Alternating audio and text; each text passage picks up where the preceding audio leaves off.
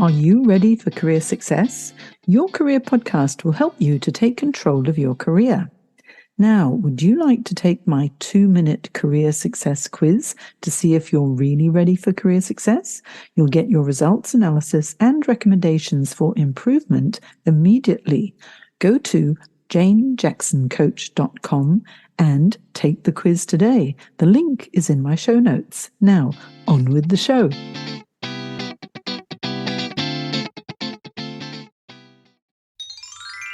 Welcome to episode 247 of Your Career Podcast.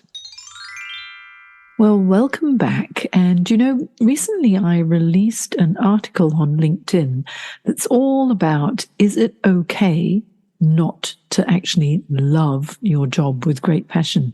And it was a really popular article. So I thought I'd explain it for you in this podcast as well, because there's so much focus on following your passion and purpose. And of course, that's important. But I believe that so many of us have actually forgotten that the main reason that most people work is to earn money in order to pay their bills.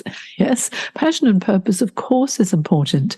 But ultimately, we need to find a system for living. And of course, that is work. So perhaps it is okay not to love your job. So let's have a think about it. If you don't love your job, is it a bad thing?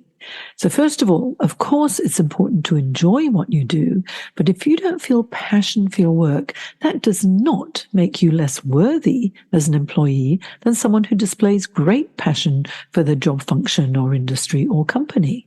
Everyone has a motivator, and at different times in our lives, we may find that what motivates us changes. Yes. In my early career, for example, after I graduated from uni, I joined a PR firm back in Hong Kong. And at that time, my motivations were on the surface very different from what my motivations are now. And it was a long, long time ago in my early career. Don't forget that. And, I've got married, I've had children, been divorced, got remarried again, moved country many times. And so different things motivate me now. But in my early days, I was focused on having fun with the people I worked with. And I really delighted in receiving my paycheck every month because it meant that I was no longer dependent upon my mum. My father died when I was 11, just for a little bit of background. So my mother was very careful with her money. And it was an incredible feeling for me to be able to give her 1/3 of my salary each month to help pay the bills. And also, as a thank you for her looking after me for so many years. So did I love my job at that time? Well, at that time, I didn't know what my passion nor purpose was. I'd never really thought about it. I was just doing my job. And I did a very good job, luckily, and was promoted within a few months. And that felt really satisfying. It's so good when you do get promoted, isn't it? But however, I noticed that something was not quite right, and I didn't feel much meaning in what I was doing.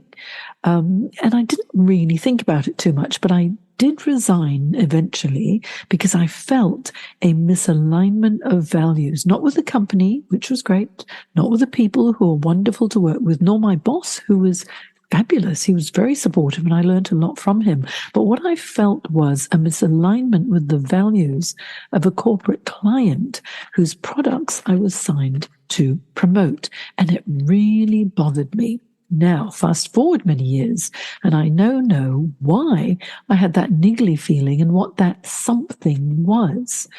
The reason why I didn't love my job at that time was that I was not fulfilling my career anchor. I didn't even know what my career anchor was back then, but I now know that whatever our career anchor is, it's okay. And there is not one anchor that is better than another, but it is important to know what our true career anchor is in order to feel happy with what we do. So this podcast episode is the result of an interesting article I read in the Weekend Australian, which was entitled, "Why Passionate Staff May Be Bad for the Office Culture."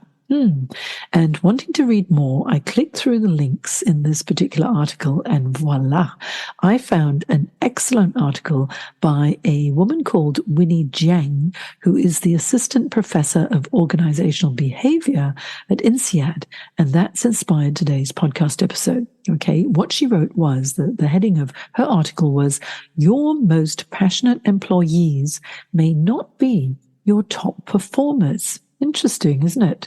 So before I add my take on what was written, along with some suggestions as a career coach, I would love to know if you disagree or agree what I'm about to say. And also, I'd love to know your thoughts. So feel free to comment in my show notes at janejacksoncoach.com/podcast, because that's what this podcast is for, to prompt you to think about your own career, and also for me to learn from you, the listener. Okay, so let's talk about career anchors, understanding motivation and success, because in today's professional landscape, finding personal fulfillment and a sense of purpose in our work has become highly valued. Employees who align their careers with a calling or cause very often experience greater satisfaction and success. I wonder if that's been the same for you. Now, this may lead, though, for those people who align their careers with a calling or cause to believe that their work has greater moral significance than other people's. However, recent research challenges that assumption that passionate employees are inherently better performers. That's an interesting finding, isn't it? Instead, their success can be attributed perhaps to the biases of managers who perceive that their behaviors, because it's so altruistic, as indicative of high performance. And it's important that both managers and professionals recognize that each individual has a different carrot, or career anchor, if you will, and what motivates one person does not make them better or worse an employee than another who has different motivations, such as working hard in order to earn money to pay the bills. They can be an excellent employee alongside the passionate ones who are doing it because it's part of their cause that they truly believe in. So let's understand what career anchors are all about. They were identified by Edgar Schein, who was the Sloan School of Management's Professor of Management Emeritus, at MIT Sloan. Schein's theory is that everyone has a dominant career anchor, and that by identifying that particular career anchor, you can determine the careers and roles that will provide the most satisfaction. His ideas involve people's values and their career choices. So some of the questions that he asked the people that he was studying in order to identify those career anchors were, what motivates someone to work? What are the central values that drive one's career? And how do employees want to be managed or rewarded? Now, the answers to these questions determine a person's career anchors. Now, in my show notes, I do have a link that will take you to more information, so feel free to hop over to my show notes. Now, what are the 8 career anchors that were identified by Dr. Edgar Schein's extensive research? There are 8. Okay, I'll go through each one at a time. The first one is general management. Some of us are motivated by the opportunity to lead and manage teams, pulling things together, making strategic decisions, and driving organizational success. Okay, those are people who aim for CEO, general management roles, managing director roles. It's all about people and pulling all those disparate parts together for a successful business. That's general management anchor. The next one is technical functional orientation. Now, if that's your anchor, you will find fulfillment in becoming an expert in a specific field or skill set, and focus on honing your expertise and contributing specialized knowledge. So becoming a head of department, a head of a specific functional area would be very satisfying for you, and being seen as the subject matter expert rather than a generalist who leads multiple teams and manages an organization. So that those are the two key differences: general managerial anchor or technical functional. Now, another anchor is autonomy. So you may be driven purely by autonomy, the ability to work independently, to make decisions on your own, and have control over your work. That's really important. Now, that is not the same as entrepreneurial creativity anchor, okay? But autonomy is you need to be able to work independently. The fourth anchor is dedication to a cause or service. And this anchor revolves around making a meaningful impact and contributing to a cause or service that aligns with personal values and beliefs. And just as an aside, this is my anchor, okay, and it explains why I had a visceral reaction to working with that corporate client I mentioned I was assigned to in my early days, because that particular client produced products which required animal testing, and it was rather cruel animal testing, I found out, and the products were for superficial use. And so to me, I was thinking, what is the point? I'm not going to promote this. So it reared against what my anchor was. Now, the fifth anchor is entrepreneurial creativity.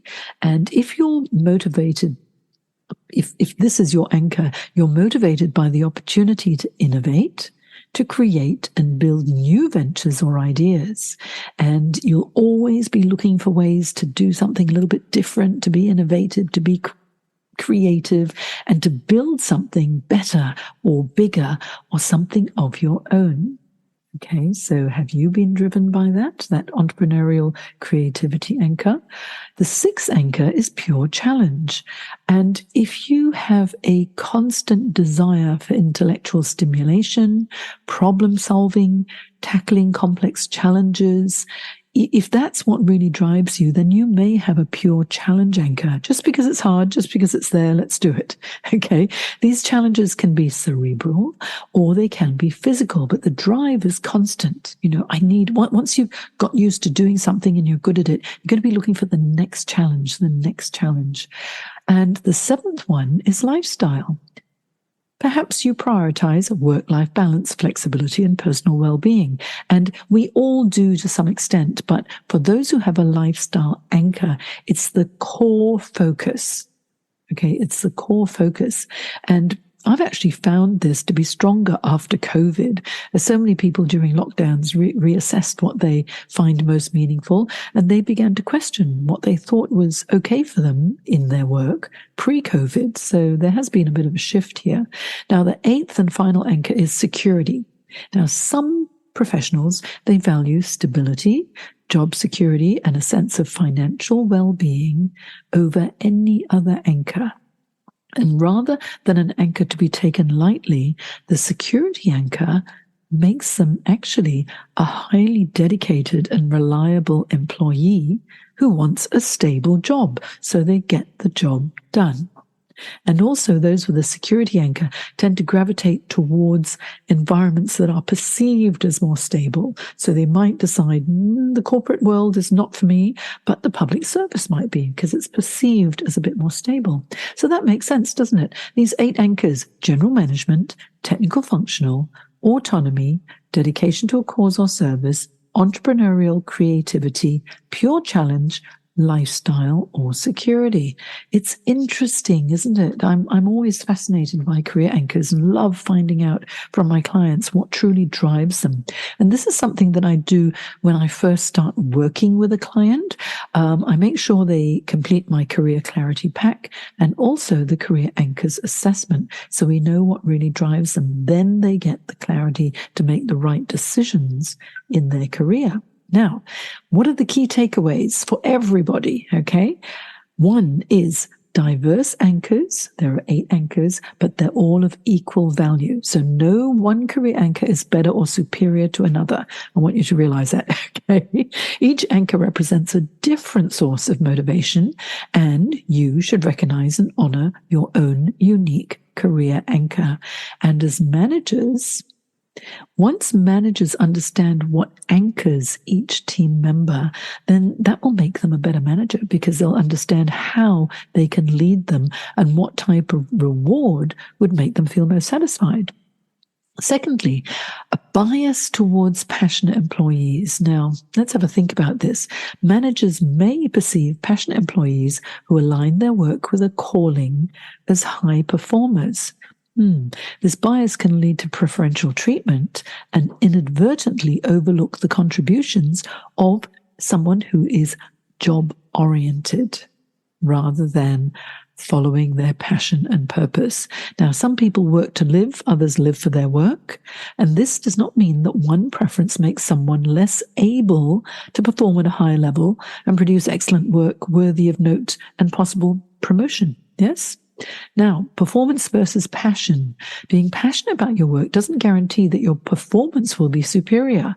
Sorry about that, guys who are feeling very passionate about your work. It doesn't mean you're doing a great job. Maybe you are, but maybe you aren't. So while passionate employees may demonstrate dedication and enthusiasm, which is important, and a high performance level, it's important to avoid an idealism that may hinder success. I know that's controversial, I know. So your thoughts are welcome because I'm always open to discussion. And if you think I'm wrong, I'd love to hear it, okay? So now the importance of balanced teams. Organizations will benefit from a mix of calling-oriented and job-oriented employees. It may be felt that calling-oriented members fill the work environment with energy and purpose, and they probably do, while job-oriented members provide a grounding and focus on getting the job done. Now, it's not mutually exclusive, so perhaps you've got passion and purpose and also you get the job done really well. And while job-oriented members, even though they don't feel that great, amour, the passion for their role, they do get the job done. And perhaps if security is their anchor, they make sure that they do it well enough so that they know that their job is more secure. Now, finally, focus on output and results. As a manager, you must evaluate employees based on their output and results, not solely on their sense of passion or calling. The impact and value each individual creates should be the primary metrics of success. Yep. And to that end, professionals like you must be sure to identify your accomplishments and include them in your regularly updated resumes. It's always good practice. And speak about those tangible results in your performance reviews in order to be noticed, remembered, and appreciated, and hopefully promoted when the time is right too. I wonder what you think of that. Okay, so what can you do as an individual? What you can do next? First is identify your career anchor, reflect on your core motivation, and understand which career anchor resonates with you the most. Embracing and understanding your career anchor can help your decision making, and it'll certainly help to foster career satisfaction. Okay, if you need more clarity in your career, then my Career Clarity Pack is pretty helpful. So you can have a look at that at thecareersacademy.online if you like. Now, secondly, recognize the value of all anchors. Appreciate the diversity of career anchors within your organization. Take the time to observe and discuss what drives you and what drives your team members. Talk about it, brainstorm with each other, and respect and collaborate with your colleagues who are motivated by a different anchor.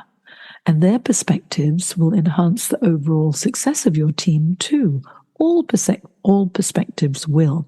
So why not get everybody together and have a chat about what you feel is most important to you in your career? It could be a really good team bonding exercise as well. Now, thirdly, balance passion and performance. Now, while being passionate about your work is an important element of your career, of course, focus on achieving tangible results and delivering high quality performance. Merge your dedication to a cause or service by honing your skills and effectiveness to maximize your impact. Okay, if passion is what you feel for your role right now. And finally, communicate your commitment. Open communication, of course, is essential in every organization. and within every role. So don't be afraid to ask for a career conversation with your manager.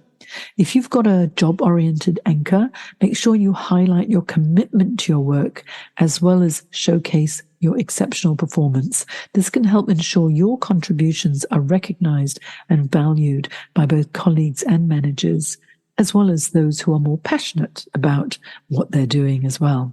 So I hope you enjoyed this episode. I find that my clients find great benefit in understanding their true career anchors. And by following your career anchor, you can ensure greater success and satisfaction, because what Dr. Edgar Sheen had found is that when you veer away from your career anchor, there's this feeling of unease or dissatisfaction. So knowing what your anchor is really helpful, yes? And remember, it's okay not to love your job itself, because besides your job function, there'll be many other aspects of your role. The people you work with, your manager, your industry, the company, the physical location, the brand of the company, and more that may motivate you. And that is okay. And so that's all I want to say about it this time. Thank you for listening, and I look forward to speaking with you in my next podcast episode. All right. And remember, feel free to comment in the show notes, okay, at janejacksoncoach.com/podcast. See you next time.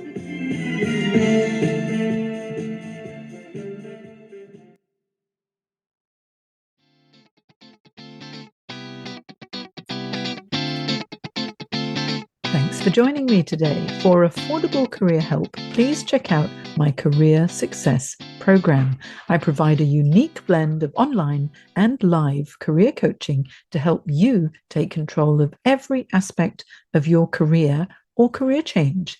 If you aren't where you want to be in your career, let's talk. Check it out at thecareersacademy.online.